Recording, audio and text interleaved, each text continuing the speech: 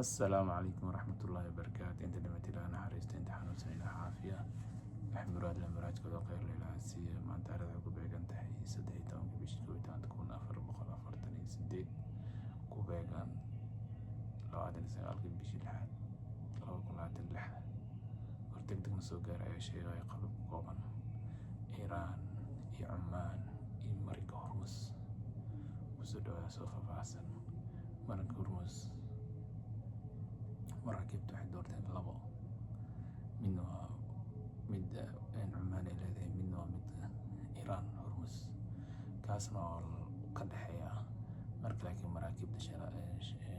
maraakibta waxay doorbideen Hormuz dhinaca ammaanka asoo wararka faahfaahsan oo war dheer qodob dheer ku saabsan Cumaan Iran marka Hormuz marka Cumaan مراكبته waxay jecel yihiin qarashaadkooda khilaafaadka carrada Iran wax dhan ku soo dhawaada Hormuz waxa uu dhaxeeyaa laba marin mid Iran iyo mid Cumaan waxay shirkadaha maraakibta doorbideen Hormuz waxay kordhacday isu socodka waxay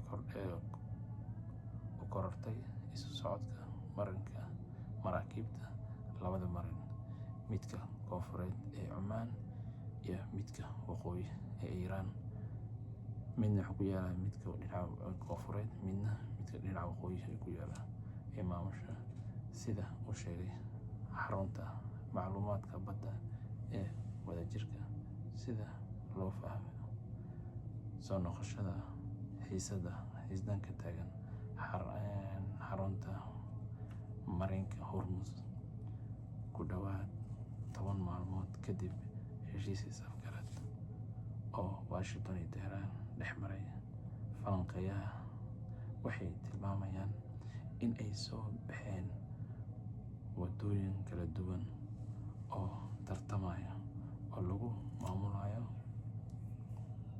maraakibta marinka Mareykanka iyo Iran ayaa isweydaarsaday duqeymo taniya Jimcihii hore maalin kadib markii ay Cumaan ku dhawaaqday marin cusub oo Hormuz talaabadaas waxay soo dhaweysay dalalka Khaliijka iyo Mareykanka balse Iran way ka carootay waxayna ka digtay in maraakibta ay ka baxaan wadooyinka ay dejisay waxaa jira dhaqdhaqaaqyo diblomaasiyadeed siyaasadeed oo xooggan oo lagu doonayo in dib loo habeeyo nidaamka maraakibta Hormuz si loo hubiyo in saliidda iyo gaaska si aan hakad lahayn ay socdaan iyadoo lagu baaqayo khilaaf ku saabsan maamulka marin-biyoodka muhiimka ah ee 20 ganacsiga tamarta caalamka maraan Hormuz wuxuu u dhaxeeyaa Iran waqooyiga ka xigta Cumaan iyo Imaaraadka Hormuz wuxuu u dhaxeeyaa Iran oo waqooyiga ka xigta iyo Cumaan iyo Imaaraadka koonfureed ka xigta waxaana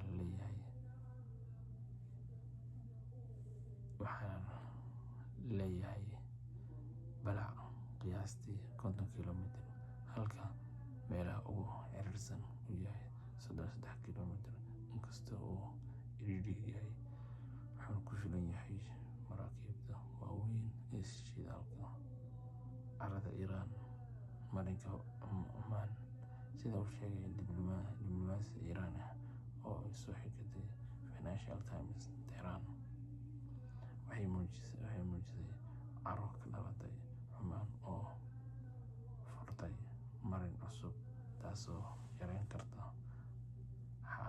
xakameyn karta Iran ee marinka istiraatiijiga ah diblomaasiga ayaa sheegay in dhexdhexaadiyaasha ay xiriir la leeyihiin labada dhinac si loo yareeyo xiisadda loona sii wado wadahadallada. Wasiirka arrimaha dibadda Iiraan Abbas Araghchi ayaa sheegay in marinka uu sii ahaan doono mid ay Iiraan si buuxda u kormeerayso 30 maalmood ee soo socda, kadibna uu xaaladda ku noqon doono sidii hore, isagoo sheegay in wax kale oo ka duwan ay ka hor imaanayaan heshiiska is-afgaradka. Safiirka Mareykanka ee Qaramada Midoobay Mike Waltz ayaa dhankiisa sheegay in Mareykanku ay sii wadi doonaan weerarka ka dhan ah kaabayaasha maalintii ee Iiraan haddii ay halis geliso maraakiibta. Ciidamada badda ee Ilaalada Kacaanka ayaa horey ugu digay maraakiibta inay ka baxsadaan waddooyinka ay Iiraan dejisay, ayagoo sheegay in marin kasta oo cusub oo aan lala tashan uu yahay mid la diiday oo khatar ah. Mowqifka Oman waxay ku dhawaaqday marin ku meel gaar ah oo maraakiibta oo dhan isticmaali karaan, iyadoo ka shaqeynaysa ururka badda ee caalamiga ah. Socodka maraakiibta. Warbaahinta Iiraan ayaa sheegtay in waddooyinkii ugu amniga badnaa ay yihiin kuwa ugu dhow jasiiradda Hormuz ee xeebaha Iiraan. CNN ayaa sheegtay in maraakiibta ganacsiga oo waaweyn ay hore u mareen marin u dhow xeebaha koonfureed ee Hormuz oo sii jeeda dekedda Khaliijka. Heshiiska afgaradka wuxuu sheegayaa in heshiiska 17 Juun wuxuu sheegayaa in Iiraan ay qaadi doonto tallaabooyin lagu sugayo marin ammaan ah muddo 60 maalmood ah iyadoo aan la qaadaynin lacag. Heshiiska wuxuu sidoo kale sheegayaa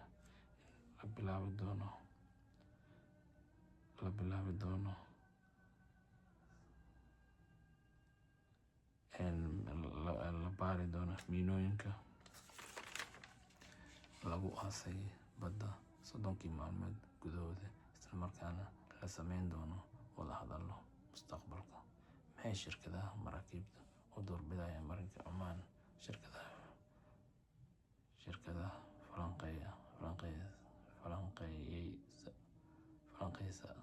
amniga badda ee Windward waxay sheegtay in ka badan kala bar maraakiibta ka baxda Khaliijka ay isticmaalaan marinka koonfureed ee Oman.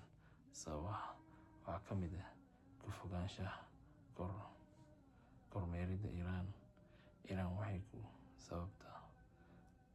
qasabtaa maraakiibta inay la xiriiraan ciidamada badda. Shirkadaha caalamiga marinka Oman aan waxba taageeray Golaha Wasiirada Khaliijka ee Mareykanka. Shirkadaha caalamiga marinka Oman ayaa waxaa taageeray Golaha Wasiirada Khaliijka iyo Mareykanka. Kadib maxaa dhacaya? Khatarta miinooyinka. Qiyaastii miinooyin badan ayaa weli ku jira marinka dhexe ee Hormuz. Cabashada cunaqabataynta Mareykanka. Shirkadaha maraakiibta waxay ka baqayaan in lagu ciqaabo haddii ay la macaamilaan Iiraan. Caqabadaha jira. Inkastoo ay jiraan dadaallo lagu doonayo in dib loogu furo ganacsiga caadiga ah, jahwareerka ka jira Hormuz wuxuu hoos u dhigayaa socodkii maraakiibta halkaas oo horey ay u mari jireen 140 maraakiib maalinle. Shirkadaha maraakiibta waxay sheegayaan in aan weli la hubin wadada ugu amniga badan, taasoo keentay hakad iyo sugitaanka dheeraad. Ururka badda ee caalamiga ayaa hakiyay qaar ka mid ah howlgallada guryeynta maraakiibta kadib weerarkii ka dhacay gobolka. Wuxuu leeyahay qaar ka mid ah dadka la guri jiray oo meesha laga bixin jiray ayaa la hakiyay markuu dagaalka dhacay. Inkastoo xaaladda weli ay tahay mid kacsan, shirkadaha maamulka khatarta badda waxay si aad taxaddar leh u sheegayaan inuu socodka si tartiib tartiib ah u soo laabto. Inkastoo khasaaraha badan iyo khatar cusub ay weli jiraan, waxaa jiro khasaaro iyo khatar badan ayaa weli jiro, laakiin weli taxaddar ayaan sameynaynaa.